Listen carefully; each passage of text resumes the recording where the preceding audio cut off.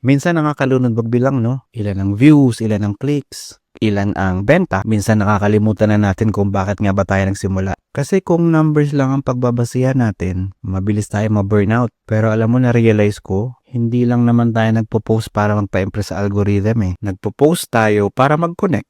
Yung success na hinahanap natin, hindi lang yan nasa dashboard ah. Minsan yan yung message na matatanggap mo na salamat o yung kailangan ko marinig ngayon kaya thank you. Para sa akin, yun yung totoong ROI. Yung impact na naiiwan mo sa ibang tao. So, wag mong hayaan na ang value mo bilang creator ay nakadepende lang sa kung ano nakikita sa screen. Kasi tao ka, no? Hindi ka calculator. Minsan, sapat na nakapag-share ka ng totoo at may isang tao na gumagaan ng pakiramdam dahil sa ginagawa mo. So, bukod sa commission of views,